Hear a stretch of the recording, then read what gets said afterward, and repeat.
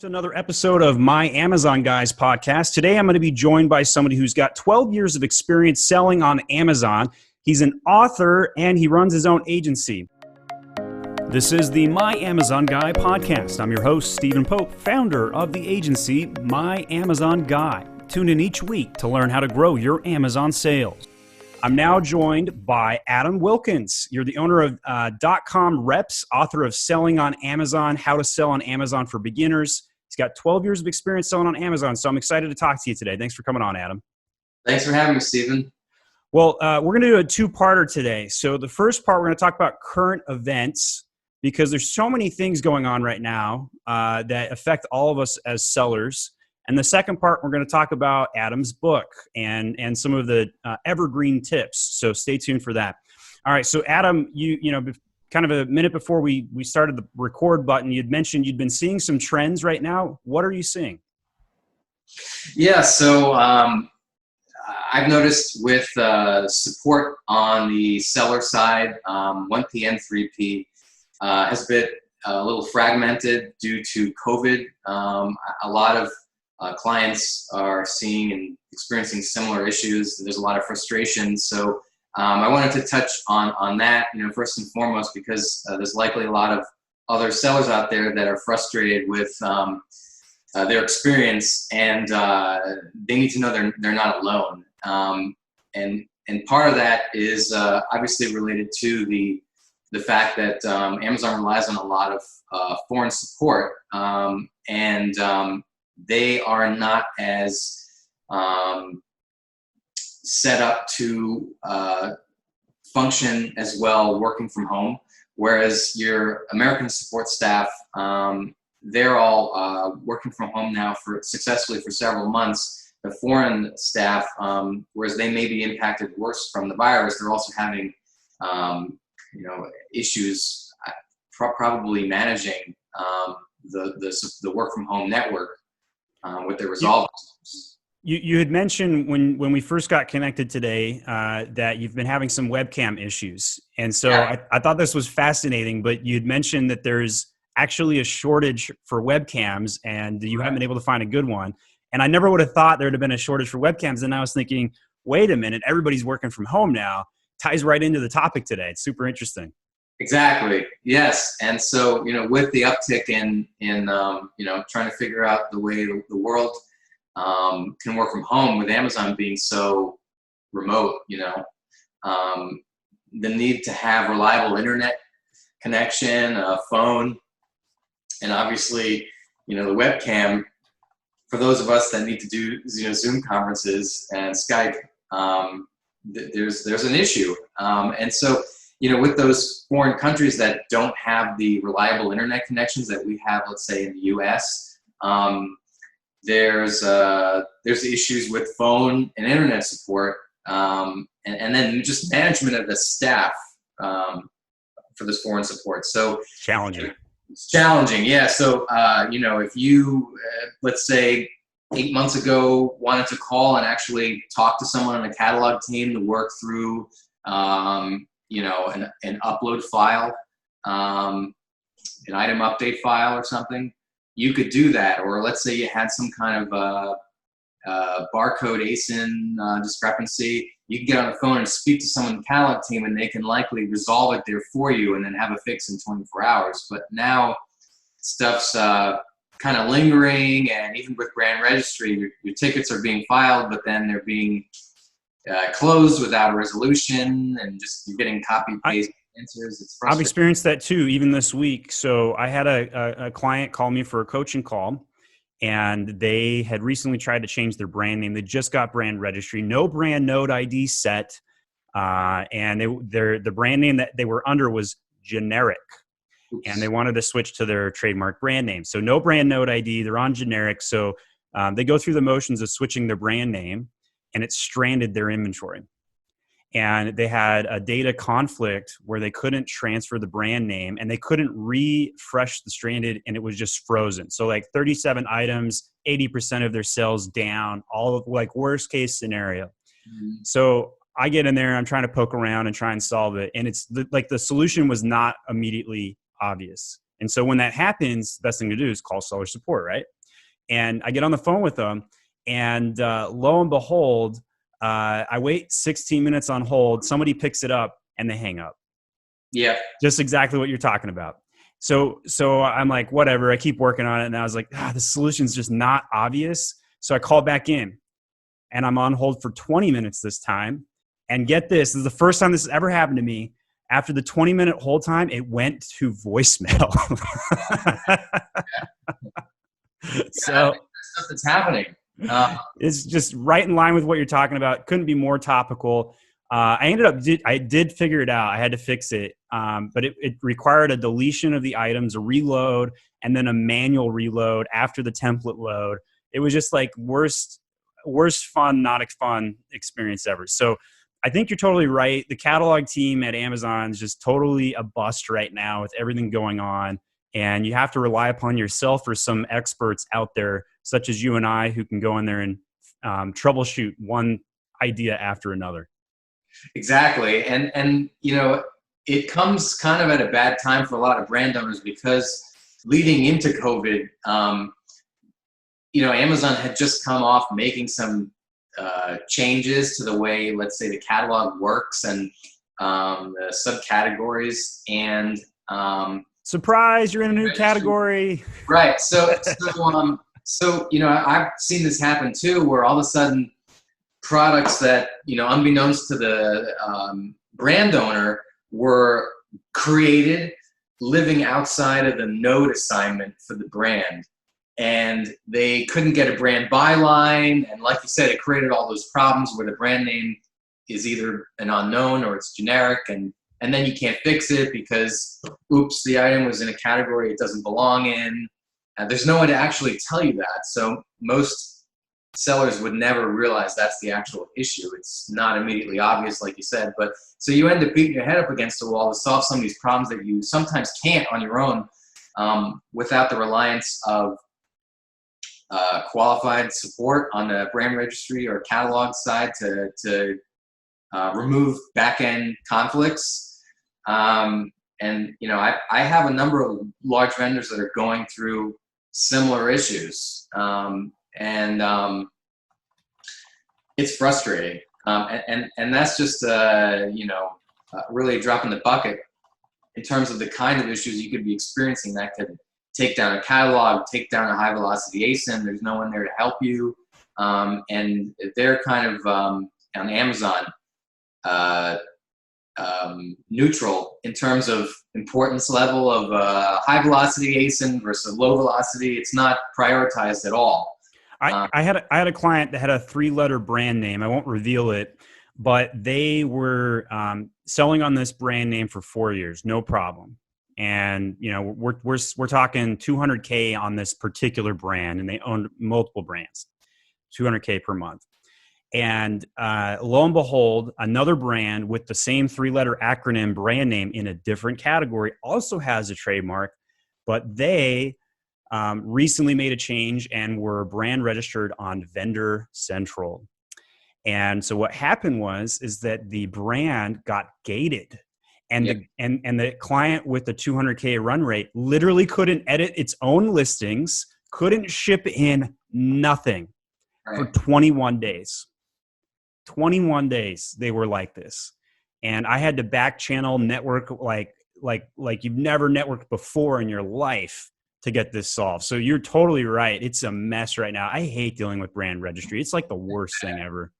And I have a similar issue, just, relating now, current, that's been going on for about a year, whereas there's a brand that I work with that has a popular word that's used for a number of different categories, vehicles. It's a short phrase, and the problem is there's probably a dozen different sellers using the same word as their brand in other categories in Amazon, and brand registry has literally done nothing to mitigate this issue, to prevent other sellers from registering the same name under the same category. So, for example, let's say the brand name is shoes, right? brand registry will literally let someone register the word shoes in beauty and in sports, and another guy in bis. And if one guy spells it lowercase shoes and another one spells it uppercase shoes, they see that as two separate brands. But the problem is the vendors don't realize that that brand registration is now case sensitive.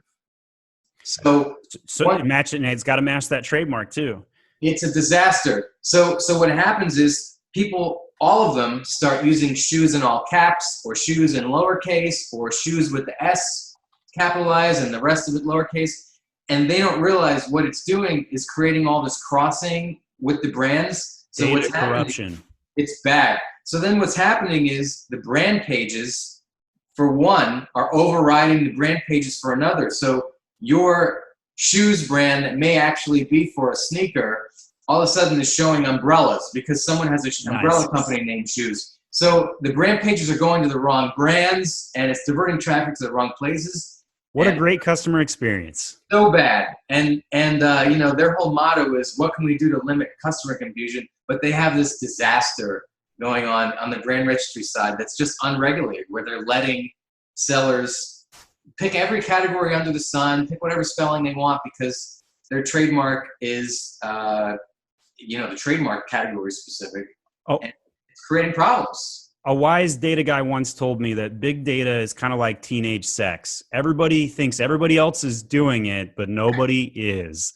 And that's a great case example right now because, man, Amazon can't even do big data. There are several issues there that need to be addressed because they're creating a really poor customer experience, and they're wrapping up very large brands in the mix. And I've had this happen with several different catalogs.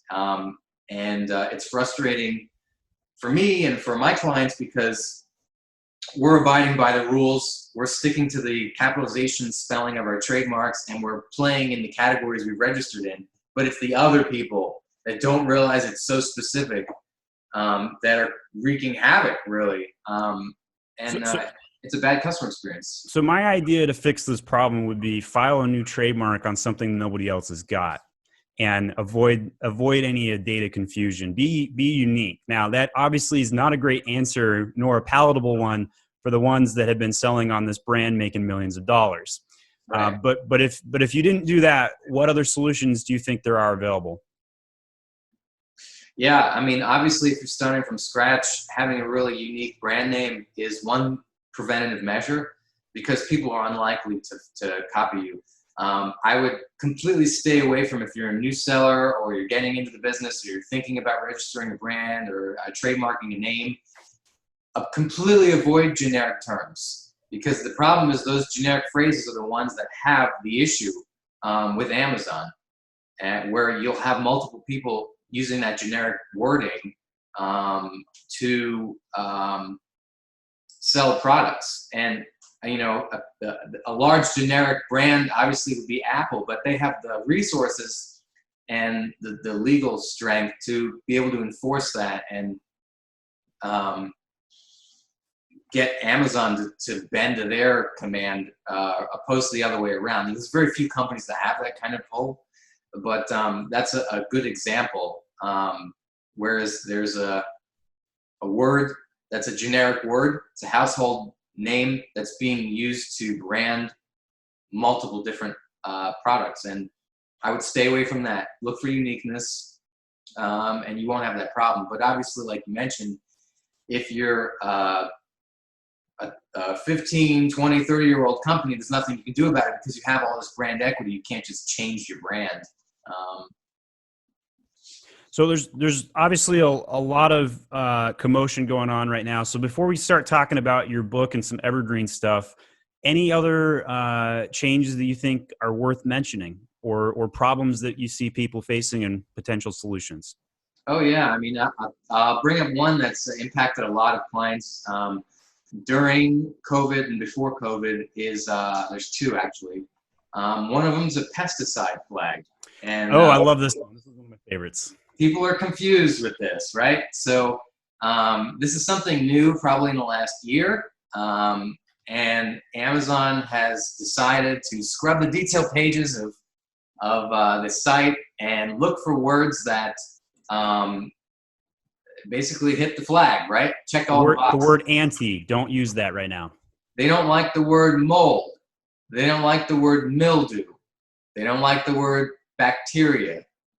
They don't like the word pests.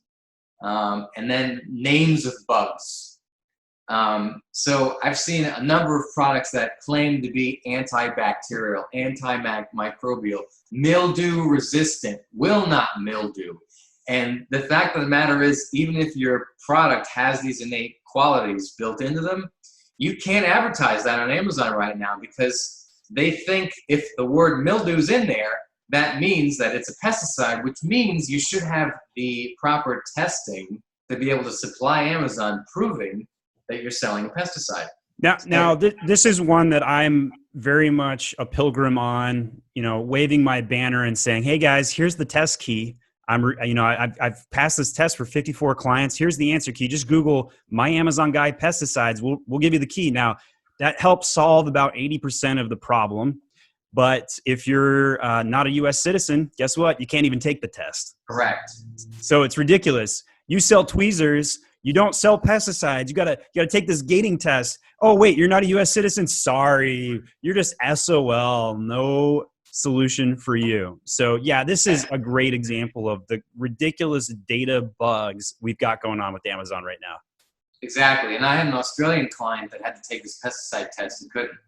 He was had a U.S. store. He was located in Australia. Couldn't take the test because the store was registered to a non-U.S. citizen or U.S. address, and it was a little frustrating. And when you actually, so here's the solution, right?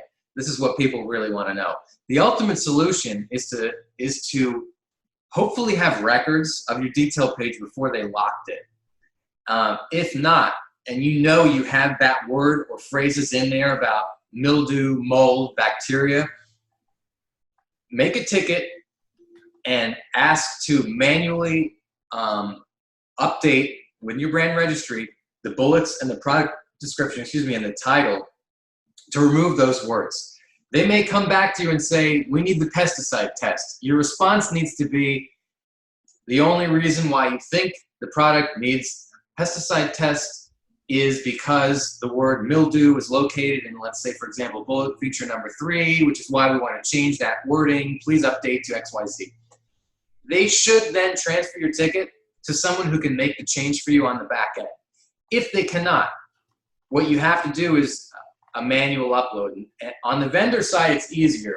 They can update the bullets with a ticket if you're in Vendor Central. You don't have to go into the catalog because it'll be locked on that ASIN. Make a ticket and ask to overwrite the bullets.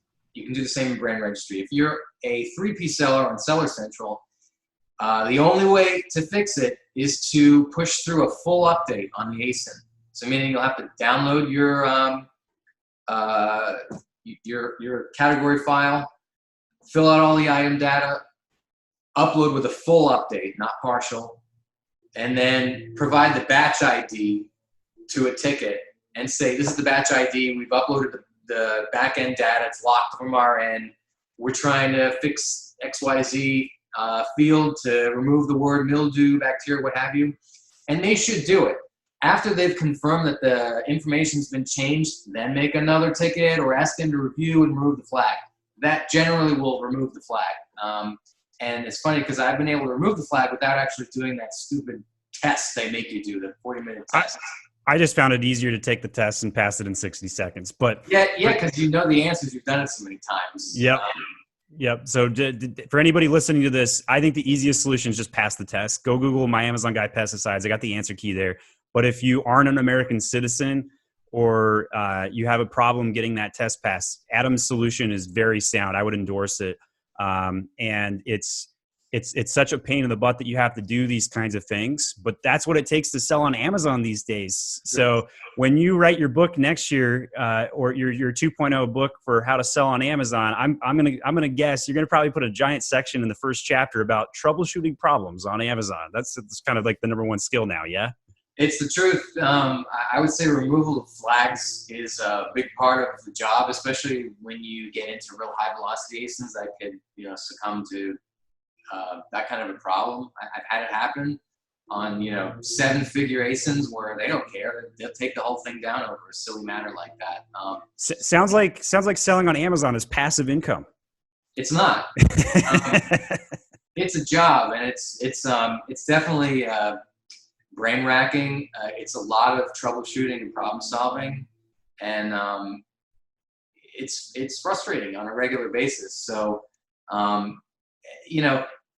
it spews over into a lot of different areas too. And I've got clients now that they're redoing their A+, and they haven't modified it in a while, and now they're finding, hey, how come these same words that we use in the modules we can't use anymore, or search terms, hidden terms. There's just words they don't like. And anything relating to what they consider a claim, you'll have to pull out, which in some cases means you have to redesign all of your banners and your modules and your graphics digitally, because there's words in there they just don't like.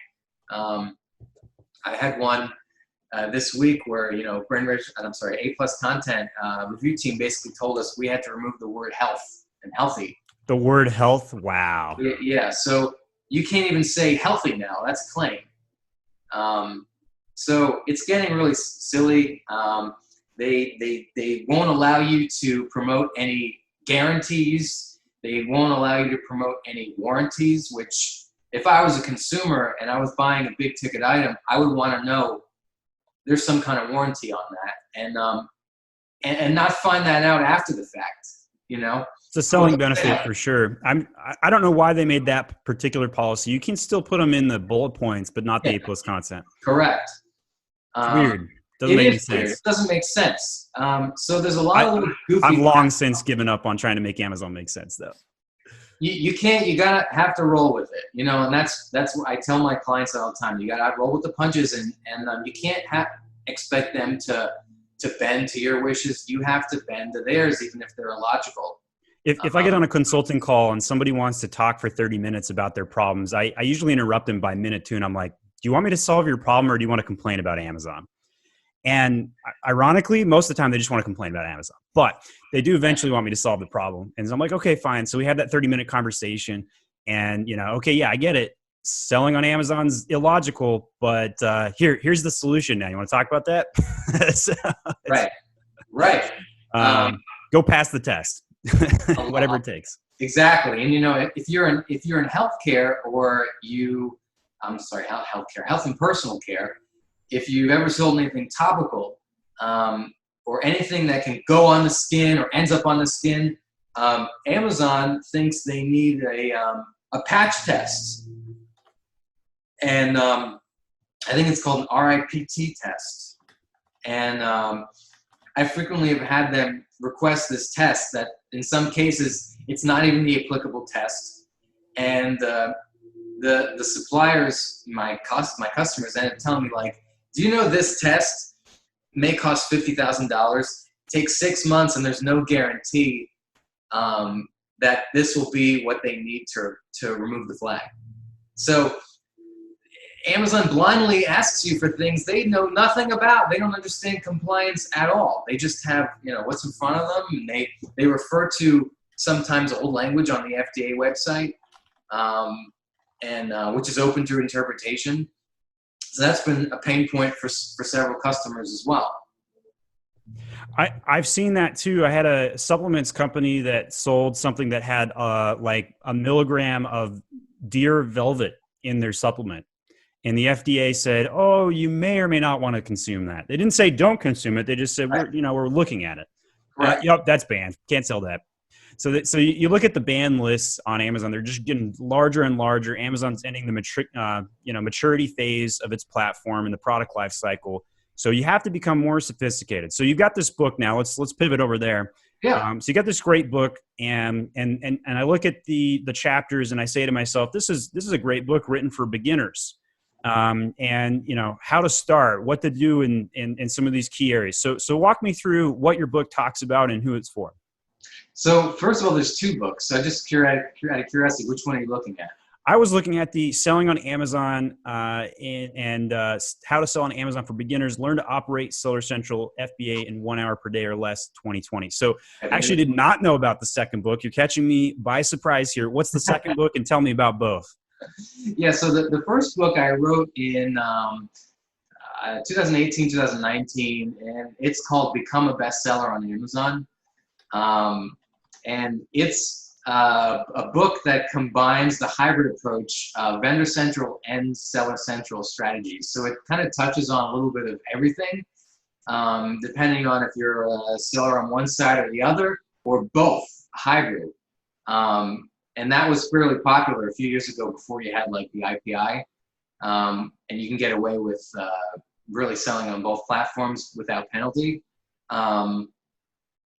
So I wrote that book, and it has a little bit of everything. It runs down all the major topics with Amazon, including catalog development, A+ content, your brand registry, how to manage deals, promotions, advertising, understanding your reporting, and managing customer service. And I also have in both books, at the very end, there's like a glossary for newbies and some links that I find helpful and I pass on to clients for, third-party softwares and reporting and trackers. So that's the first book, and it's done fairly well. It's actually like the second or third most purchased how-to book for Amazon sellers on Amazon. It does quite well. So due to the performance of that book, I decided, more and more of my clientele and my new clientele, I see them leaving 1P for 3P because it's friendlier. Relatively, as complicated as everything we've talked about today, it is still friendlier. I would agree with that. It is. It's friendly. It's the more digestible. As complex as the fee structure is on that side, it's easier. There are the terms, you don't get beat up on terms, and terms renewal. You want to raise your prices? At least you can. At least you can. You're locked in. You're stuck on the vendor side. People don't understand that. They don't want to hear it. And I have not a single client I've ever worked with that have had a successful price hike on Amazon. Not a single one. And we fought for months. I can touch base on that. I have. Now, it's frustrating. And we'll get back to the book in a second. But through trade war, if you had a valid HTS code, you were able to get 7% through. But you had to work with a VSP or a buyer on the vendor central side. Got it. And then pre-trade war, there had to be enough profitability, meaning the algorithm saw historical sales and said there's still room for XYZ, and especially if you're able to externally get your selling prices up to where the ASP is higher, they then would allow some kind of tiny difference. But you had to be kind of a strategic vendor. So not any Tom, Dick, and Harry could do it. It had to be a partnership role where you had line of sight to your buyer. And I've been in that role where I was a top 1 or 2 in a category where I was able to meet like senior VMs, DMMs, high up in the food chain. And I was able to get things through. But that's a great tip. It's very interesting. But yeah, I was just so surprised. It's like you file the documents, they wait 6 weeks to respond to you, and then they just say no. They reject it. Correct. And that's normal. And I've had sellers that they try and, hey, let's just test it with a 1 cent increase. That gets rejected. So the system's just designed to reject all cost increases on Vendor Central. On Seller Central, you're running low on stock, no problem. Just raise your prices a few dollars, slow down the sales, earn a little bit more margin, turn off those ads, no problem. Vendor Central, not so much. All right, so that was your first book. Let's talk about your second book here for selling on Amazon. What's some of the key takeaways in that book? So that book's designed for a Seller Central only strategy. So you're a third-party store and brand owner.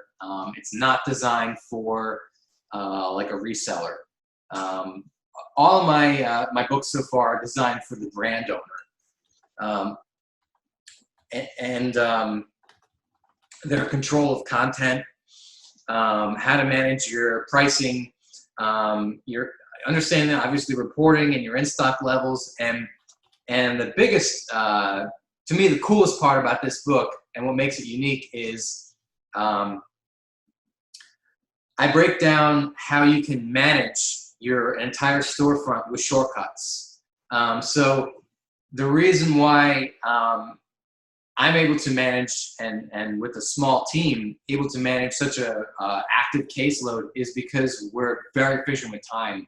I've done it so often, and I've seen so many problems that I don't waste the hours, days that a regular probably seller would trying to resolve certain issues, where I know the steps I need to go through to be self-sufficient. I can do things quickly. And that's everything from ad optimization to fixing the catalog updates and bulk templates for ads, bulk templates for catalog, all that good stuff saves weeks of time. That's definitely tons of time. Yeah. So, and being organized and understanding the basics and where to go. And there's so much in Seller Central that people don't realize is redundant. So there's multiple menus that lead to the same place. It all looks like 10 different things, right? 10 different paths. Or they move the dashboard and do a new UI update. Yeah. Right. So that's what's interesting is understanding that there are so many redundancies. There are multiple places to end up with the same, with the same result. The help section, there's several different ways to get to that, several different ways to create a case, several different ways to see your reporting and to digest your reporting. And multiple reports have nearly identical information on them, and which metrics are actually the important ones to look at and understand and which aren't so important. So I break it down for people so that they can use their time more efficiently to focus on other things, because the fact of the matter is, if you're a brand owner, and let's say you're moonlighting as a seller on Amazon as a brand owner. I've had a number of clients that do this. They're realtors in their day job, or they have another business, and this is a we all aspire to do this. Side hustles are Correct. Awesome. Correct. So you need that side hustle to be efficient because it's meant as a moonlighting gig. It's not meant to be your full-time job. So, which means you need to be super fast. So I've designed the book with that in mind because it's a common request. And as Amazon becomes more prevalent and popular and people realize, hey, you can make money with FBA. Granted, it's not so easy, but you have more and more people attempting. It's in my opinion, it's the greatest wealth transfer we've ever seen in the country. And in this day and age, it's really hard to start a business and do a lot of different things, and there's regulations and all that good stuff. But relatively speaking, still, Amazon is the number 1 fastest way to generate wealth. Hard to generate profit, but you see where I'm going with that. So what do you? Let's go into like just kind of bullet point answer question time. So what do you think the fastest way to grow sales on Amazon is? Advertising. I think ads are the fastest way to, this is assuming you have good content. The content's the foundation of a successful product line. If you have crappy content, you can dump as much money you want into ads, and you're never going to get anywhere. Yeah, that conversion rate's going to suffer, no doubt. My favorite is to simply source more products or add more products, but that does take some financing. All right, so next question. You mentioned ads. What's your favorite ad type and why currently? Yeah, it depends on the category. You see different things, but I would say absolutely sponsored product ads and the sponsored brand videos. Videos was going to be my answer. I've seen tremendously good results on videos right now. Super hot. So if you're listening to this and you haven't done video yet, man up and go get that video made. Go to Fiverr, go to promo.com, whatever it takes. Even if it's a bunch of still shot photos and some B-roll, you're still going to have good ad results. So I really like that. Yep. All right. What is your favorite SEO hack? Whatever works for you. Yeah. It's almost a bad grammar and syntax. It sounds counterintuitive, but there's a lot of different ways people search for products on Amazon. And there's a lot of misspellings. We're not a real literate country. So you have to take that into consideration. And with a lot of your bullets and your product descriptions, it may seem goofy and it may seem like poor English, but I find the redundancy of words and variant of the same words end up with the best organic SEO. So I would endorse this as well. I've seen the same thing. Yes. So if you're selling, let's say, I don't want to use any of my clients as examples. I get it. It's tweezers. Yeah, let's say you're selling tweezers, right? So you may, in your bullets, repeat several. First of all, there's a trifecta of data that needs to occur for the algorithm to see you as relevant. That means it needs to check the boxes with title, bullets, product description, hidden keywords. So the main three, right, are your title, your bullets, your product description.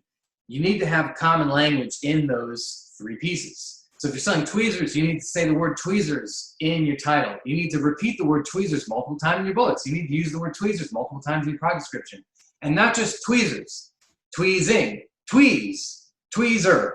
So you're using all these different versions of the same word because you don't know how people are going to be looking for it. So where it may seem like poor English, poor grammar, you got to do it, because what happens is, do you really care if the English isn't so great, or do you care about sales? Yeah, for those that care about sales, the answer is obvious. Make it for the algorithm and the robot. For those of us that are anal retentive and going comb by, tooth and comb throughout the entire listing, they will have a hard time swallowing that pill today. No doubt about it. All right. So last question for you, Adam. What is the best way to get in touch with you if somebody wants to learn more from what you have to say? Yeah. So obviously my website, dotcomreps, and LinkedIn.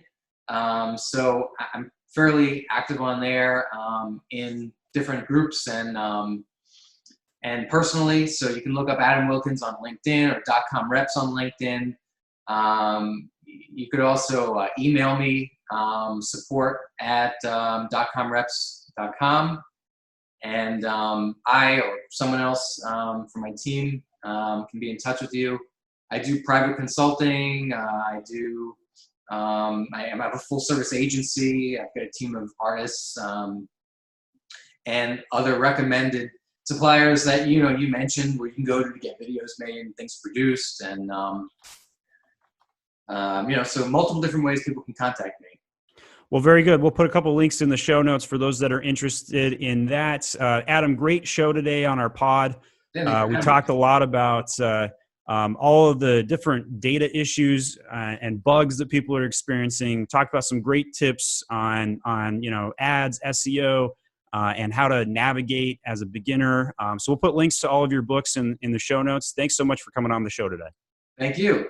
And for those that are joining us from Adam's audience or the .comreps audience, My Amazon Guy, we are a little bit of a competitor to each other, but we love bringing on other agencies and other smart consultants that are facing the same challenges. It's all about a community effort to grow sales on Amazon together, especially when it's us against Amazon and not us against each other. Always a big win there. So here at My Amazon Guy, we also do all the same things, everything from SEO, PPC, and design to grow sales. Thanks so much for watching today. I hope you guys hit that subscribe button and share our podcast with others. All right, talk to you guys later. Have a good one. This was the My Amazon Guy podcast with Stephen Pope. Each episode helps you grow your sales on Amazon through ideas on traffic and conversion rate improvements. Hit that subscribe button right now to tune in each week. And if you need more help, go to myamazonguy.com.